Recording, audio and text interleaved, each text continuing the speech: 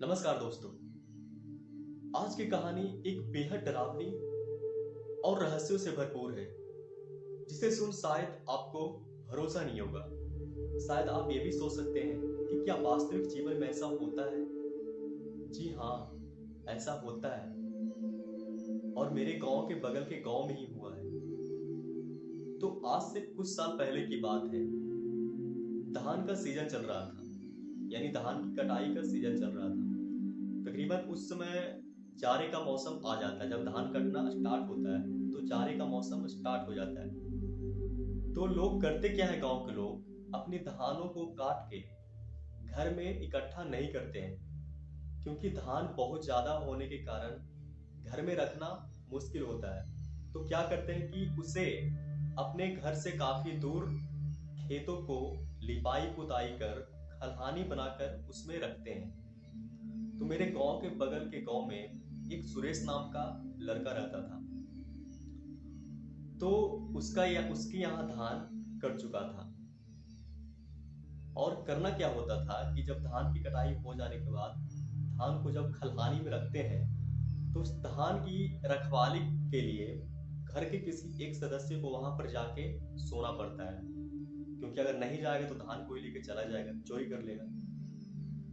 तो सुरेश जो था वो अपने धान की रखवाली के लिए रोज रात में जाता था और सोता था अकेले। खलहानी में एक झोपड़ा बना लिया था, उस झोपड़े में डेली सोता था। तो एक रात क्या हुआ कि वह सोया हुआ था। रात के तकरीबन 11 से 12 बज रहा था। उसे ऐसा महसूस हुआ कि कोई उसके पास में आ रहा है। तो वो उठकर बैठ गया। थोड़ा उसको डर भी लग रहा था, क्योंकि रात काफी ज्यादा था और आसपास कोई भी नहीं था। सुनसान जगह, रात में सिर्फ सियार के बोलने की आवाजें आ रही थी, खूब अंधेरा।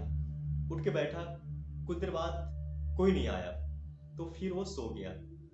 उसे लगा कि शायद भ्रम हुआ होगा या सपना देखा हूं मैं। लेकिन कुछ देर बाद वह आवाज काफी तेज मात्रा में सुनाई उसे दिया।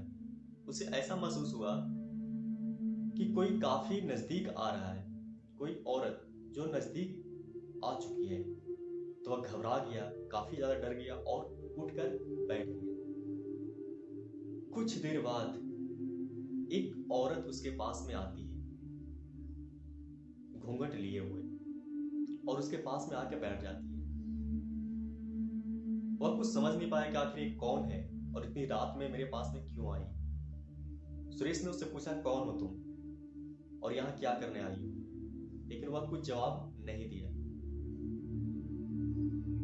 तो अचानक से सुरेश का नजर उसके पैर की तरफ गया। तो देखता है उसका पैर ही नहीं है, यानी है भी तो वो उल्टा है। उसका तो हालत खराब हो गया। कुछ देर बाद वह चुड़ैल बोली। वह बोली, देखो अब जो मैं चाहूंगी वो तुम्हें करना पड़ेगा। तो बोला, क्या?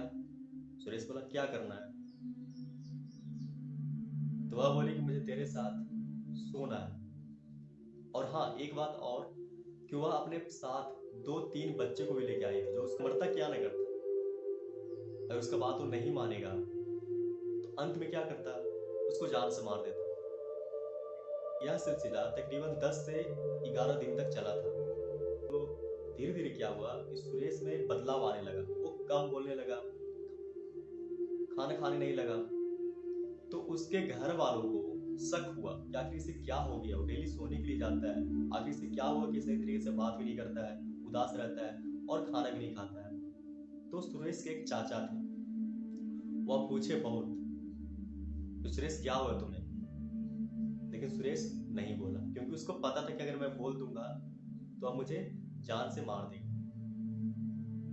तो एक समय, एक दिन क्या हुआ कि सुरेश सोने के लिए गया और उसके जो चाचा थे वह सोचे आखिर करता क्या वहां पे रात में, इसको देखना पड़ेगा। सोने के लिए गया, वो पीछे से चाचा गए और चाचा, सुरेश के जो चाचा थे, वो जाकर उसके झोपड़ी के पीछे छुप गए थे कि आखिर रात में करता क्या है। कुछ देर बाद वह जो चुड़ैल थी वह आ रही थी अपने बच्चों को लेकर, यह कहते हुए कि चल चलो चलो पापा से मिलने चल रहे हैं, पापा से मिलने चल रहे हैं। तो सुरेश का जो चाचा थे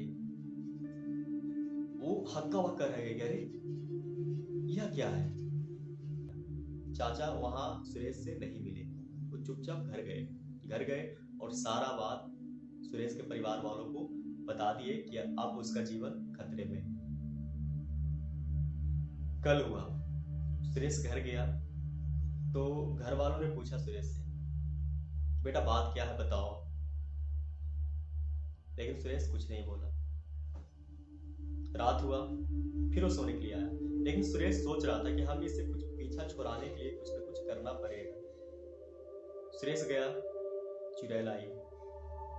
सुरेश बोला कि देखो, वह चुड़ैल से कि मुझे काम करने के लिए बाहर जाना पड़ेगा क्योंकि मेरे घर में पैसे की परेशानियां हो चुका है। तो वह चुड़ैल बोली, अरे पैसे की परेशानियां, आप चिंता मत करिए, आप कल जाइएगा घर और आपके घर में जो बक्सा है उसे खोलिएगा, उसमें पैसे रहेंगे।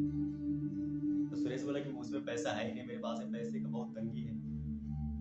रात हुआ, सुबह हुआ, सुरेश अपने घर गया। जाकर जब बक्सा खोलता है तो देखता है कि पूरा बक्सा पैसों से भरा पड़ा है। हाँ, ये बात सच है, वह इंसानों को माला माल कर देती है, लेकिन उसकी बातों में चलना पड़ता है। अब तो सुरेश और ज्यादा डर गया कि इससे पीछा कैसे छुड़ाए। लेकिन जब वो वापस आने लगा सोने के लिए तो उसको घर वाले ने आने नहीं दिया, पकड़ लिया। जोर जबरदस्ती कर, कसम दिलाकर उसकी माँ ने पूछ लिया, बेटा क्या बात है, तुम्हें मेरा कसम है बताओ।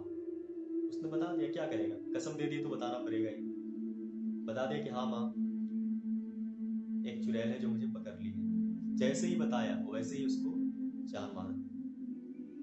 अगर कोई किसी को पकड़ता है ना, वो चुड़ैल जिसे बोलते हैं, तो किसी को बताया नहीं जाता है। अगर आप किसी को बता देंगे तो जान मार देगा। बताया, जान मार दिया।